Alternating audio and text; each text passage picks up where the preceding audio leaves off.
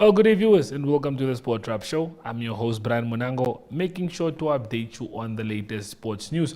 Well, the English Premier League and football has gone on an international break. As for now, we focus on the World Cup qualifiers, where the Brave Warriors are also set to be in action. They have 2 more games left before we do know if they qualify for the knockout stages before qualifying for the World Cup, or if we maybe qualify straight. We don't know how that's going to go, but the journey starts now as we get ready for those closing fixtures. Well, viewers, not to waste any more time, let's get right into the hit list.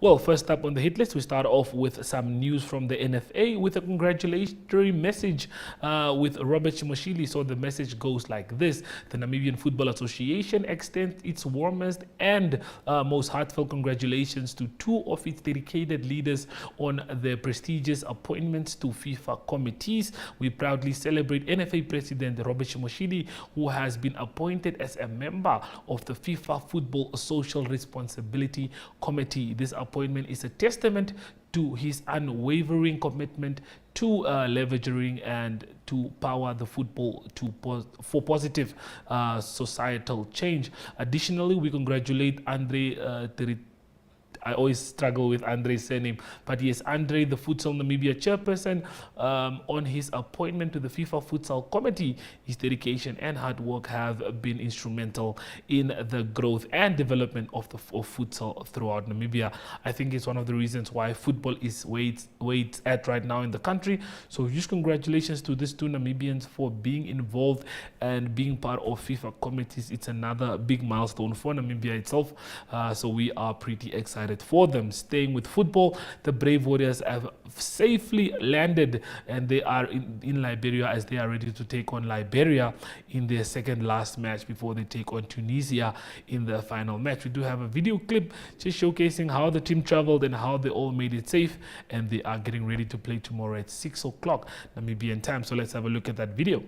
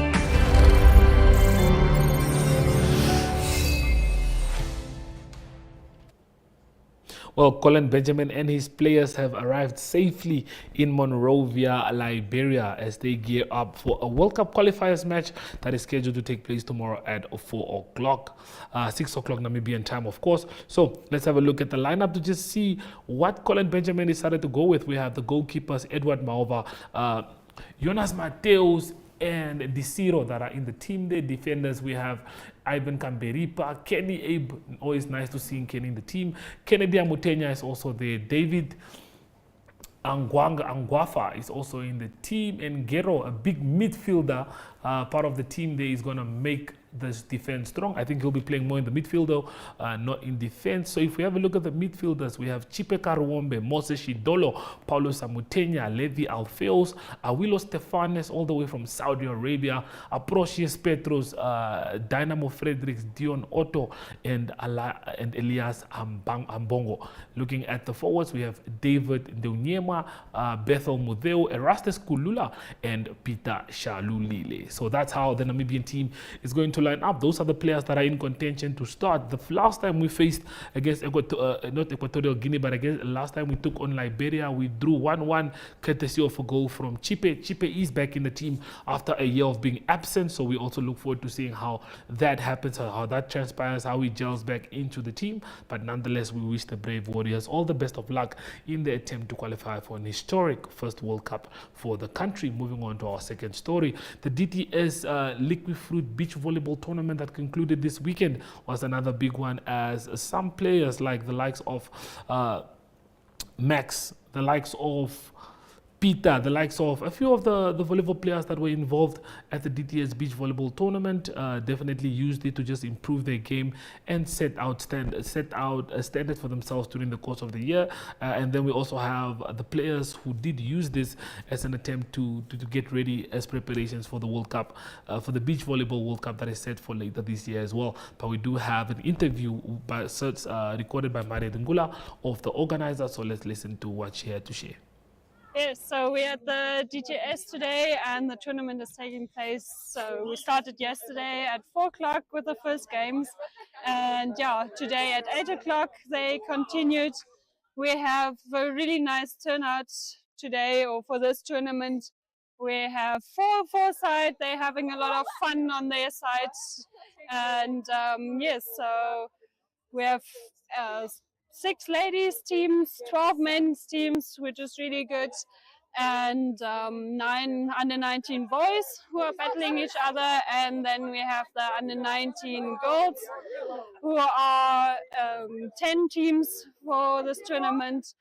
And yeah, so we have a lot of young talents here. They're being scouted for the upcoming qualifiers for the Youth Olympics, and also we have our under 21 world boys that are taking part at the under 21 world championships in 3 weeks in Mexico.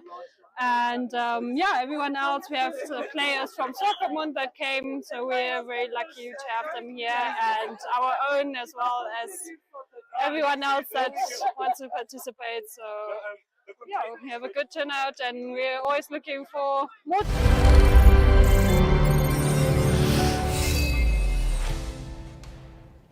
There towards the end, we did see Max and Gerard Kraft definitely participating in the competition. They are getting ready for the Under-21 Volleyball World Cup that is set to take place in Mexico later this month. So this was definitely good preparations for them. Staying with the sport, we did catch up with the youngest participants at the DTS Beach Volleyball competition that took place this weekend. Let's hear what they had to share. Joining us are Kevin and Morris, the youngest team here at the Open. So, Kevin, Morris, how are you feeling today? I'm feeling good. Yeah, it's a lot of fun here. Okay, and just tell us how are you? We just played one game. The second set was 18-21. We lost, but we gave it all, so that is all what matters. For me, it was also my first tournament, and it was a lot of fun. To your peers sitting at home, how would you encourage them to take up beach volleyball? Just play. If you never know if it's fun until you try it. So just try it. Maybe it's your thing. Maybe it's not. But my thing is volleyball. I love the sport, so I love the volleyball sport. I think you should try it out, and if it doesn't make fun to you, you can quit. But yeah, it's very fun.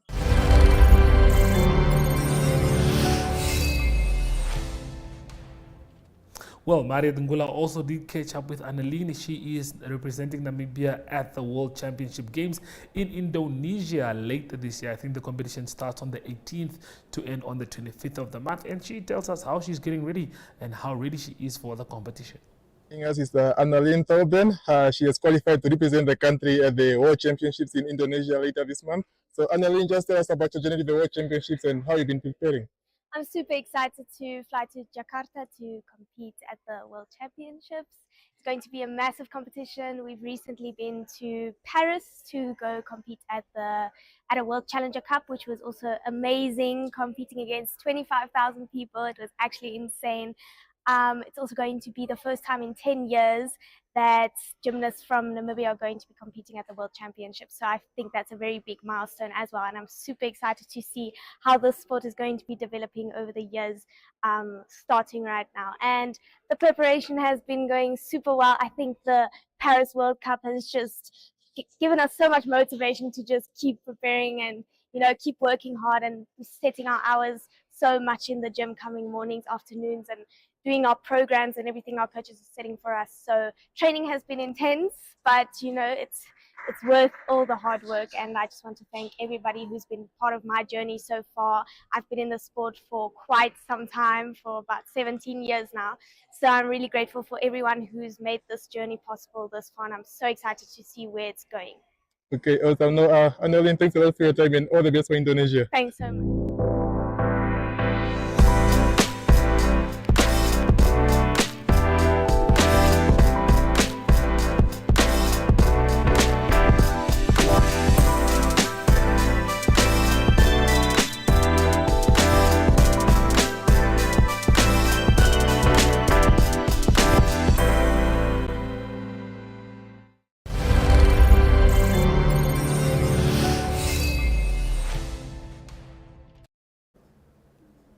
So, on the latest episode of Athletes World that we dropped on Monday, if you didn't check that out, please check out our social media pages and you can get the full show. But for today, we'll be having a few snippets and a few clips from the show to just show you guys what we were up to on the first episode. Well, for this one, we featured the inline hockey team from Namibia that won a bronze medal at the World Games, beating China, the hosts, for that bronze medal. So we do get to dive deep into these guys' conversations to find out from them how it was participating at the highest level and what we can look forward from the inline hockey team. So stay with us. Okay, so viewers, for this first episode of Athletes World, we are joined by Nadia Schmidt. She is the head coach of the national inline hockey team. Nadia, how are you doing? I'm very well, thanks. Thank you for this opportunity, Brian. Glad to be here. Thank you for taking time out of your busy schedule. I mean, the guys are busy practicing and having some time on the pitch here, but tell us what's happening today. What are you guys busy with right now? So today we've got our month-end practice where it's only hockey. Okay. So the guys absolutely love it. It's a one practice in the month where there's no session, no draws. Okay. And they just get to play hockey. Yeah. Sounds very interesting. Is it more like this for fitness or to keep the guys up and pumping? Yeah, it's a motivation. Okay. Everybody loves to just play hockey, but we all know that every sport has its tactics, and you cannot always just do what we all just want to do is play. So, but tonight is one of those nights, and I started this tradition in our Badgers Club many years back. Okay. And I've always said, you know what, sometimes if you make an agreement and it doesn't suit you, you still need to honor the agreement. So every month in the last practice, we play hockey only. Ooh, I like the sound of that. Okay, let's get into the more serious questions. Okay, Nadia, ice hockey is not something that is very known in Namibia itself. Not at all. Not at all. So inline hockey, how easy was it for you guys to get players to want to be part of the game and to get them to a level where we can, as Namibia, can compete in international competitions? Well, because we've never had an ice rink in Namibia, that was never a difficult task. Yeah. To uphold an ice rink here is not viable. So we've had people that have tried, but it's never worked out. So inline hockey has always taken priority, and therefore there was never any split loyalties between ice and inline. Okay. And that also enhanced our growth and the speed at which we developed our inline hockey players. Okay. Maybe a few differences between the inline and the ice hockey that you can maybe just mention for us to know. Okay, so ice hockey is a lot more physical. That we know. So that sensation of the physicality in ice hockey is actually not allowed in inline. Okay. Inline was created for the more technical side of the sport. It's more focused on the skill sets. Okay. Yeah, so contact, you are allowed contact. It is a contact sport, but not close to the degrees that ice hockey is allowed. Okay. Now, let's say our inline hockey team is a team that performs at the highest level, and I think a lot of Namibians are maybe just not informed enough to know about how well the national hockey inline hockey team does. Tell us a bit about the highlights of the year 2025 so far that you guys have been a part of. China getting a bronze medal there. Just give us a bit of insight on that. So going to China was an absolute blessing to participate there. We came in definitely as the underdog. Yes. And when we got there, we had a tough pool. We knew that our game against Chinese Taipei was going to be the game that we needed to win to give us the best chance of getting to the semi-finals. Okay. Because the other teams in our pool were USA, Okay. who ended first actually at China competition at the World Games. And they ranked high, I understand. Always first or second, yes, in the world, and this has now been for years consistently. And the other team that's with them on top there is the Czech Republic. Okay. So in our pool we had USA, Chinese Taipei and China. And China came out with a very strong team this year. They invested heavily in their team. Okay. They did not bring the same team as they had last year World Championships. Okay. So it was nice to see it. But yeah, they gave us a solid game. That was the one game where I also got a bit nervous. The one that I actually got really nervous because it was way too close. Yeah. So yeah, it was a tremendous experience, and the competition was just phenomenal. Got this one. We love the sound of that. Okay. Now I have to love and let you leave. Perfect. Putting you on the spot right there, hey? Any message that you have for young athletes that are aspiring to try and be up there, try and represent the country at the national level, for someone that has a 9 to 5 and still pitches up at 7 o'clock to train, do it again the next day, represent the country on the highest level, what would your advice be to the young child of Namibia? Definitely comes down to not giving up. So the basics, just keep on dedicating yourself to it. Have fun. I mean, it's all about having fun. If you're not having fun in the sport, then don't do it at all. Listen to your coaches, listen to your seniors, and just take in the knowledge, the advice they're giving you for free. You don't need to pay for lessons. Just go out there and give you 100%. If you're not puking after practice, you're doing something wrong.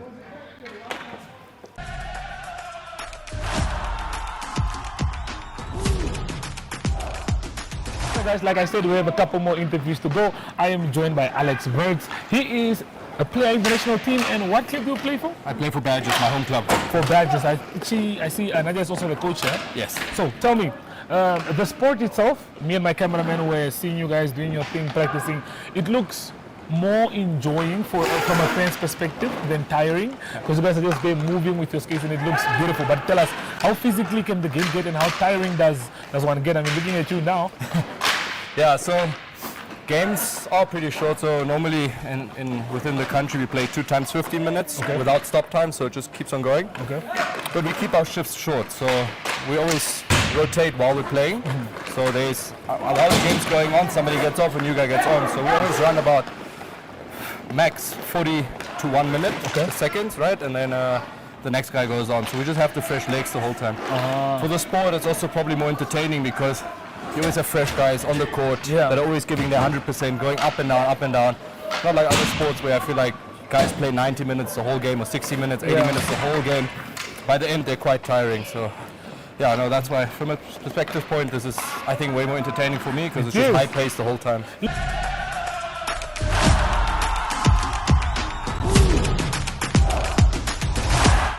So viewers, the last interview for the day, I had to make sure to include this one. This is the guy who was the youngest representing the country at only 16 years old, if I'm not mistaken. 16, yeah. In China. Please introduce yourself to the viewers. So, my name's AB, Lau van der Merwe. My school's name is Windhoek Gymnasium. Yo, I love that school, Okay. even though I don't like school. AB, tell me, how was it for you representing the country in China and being the youngest player? It was such an experience. I think it's a kid's dream. Me personally, I always dreamt from it since the age of 9.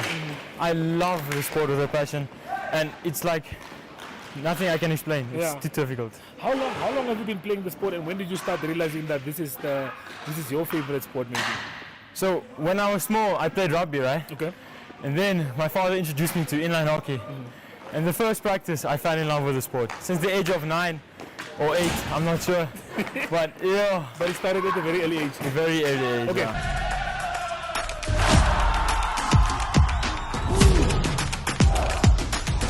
Now, tell me about 2025. What was your highlights from the year? What was your work for 2025? When I passed my exam. Okay, very important. You have to pass exams, okay? And when I got chosen for the team. When you got the news that you made it into the team, what was your reaction? I couldn't believe it. I was celebrating the entire day. You had no idea. Yeah. Okay, now tell me, what keeps you motivated? Are there any players that play the same sport, let's say internationally, that you look up to, that you like, who you want to play like, stuff like that? It's mostly for the birds, Ajay.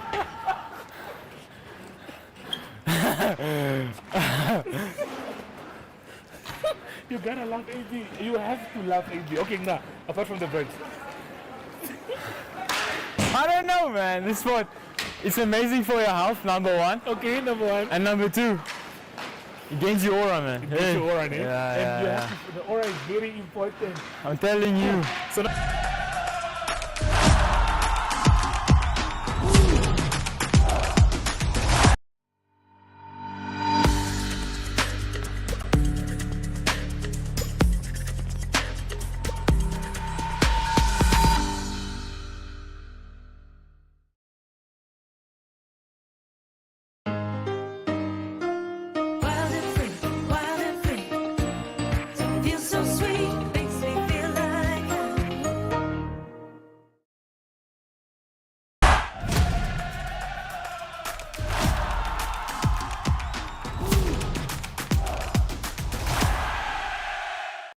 Good day everyone, time for international sports news and starting off with cricket news first. It is the 50-over Women's World Cup continuing, and it was England that had a tough game against Bangladesh. They had to work hard for a 4-wicket win, but it's their second win in the tournament. It was Bangladesh that batted first, 178. They were bowled out in the 49.4 overs, and then it was England that scored 182 for the loss of 6 wickets, and that was in 46.1 overs.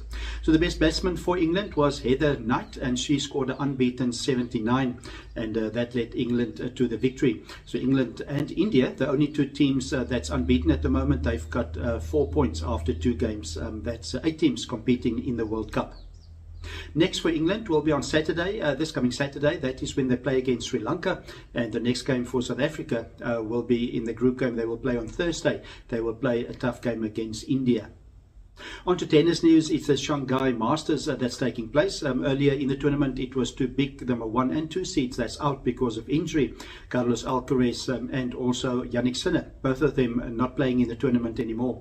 So the highest seed in the tournament at the moment is Novak Djokovic, and he's through to the quarterfinal. He beat Jerome Munar by 6-3, 5-7 and 6-2. So he's in the quarterfinal. He will play against Belgium's Zizan Bergs. And then also another quarterfinal that's taking place is Holger Rune, and he will play against Valentine Vekrot. Closing off today's international sports news with English Premier League football. There's going to be a week break for the English Premier League this weekend. It is the World Cup qualifying games that's taking place. So the next game is on 19th of October, and that is, or the 18th, Saturday the 18th of October rather, that will be the leaders Arsenal that will travel to Fulham. And it is on second on the list is Liverpool, defending champions. They play the 19th 19th of October, probably the game of the weekend.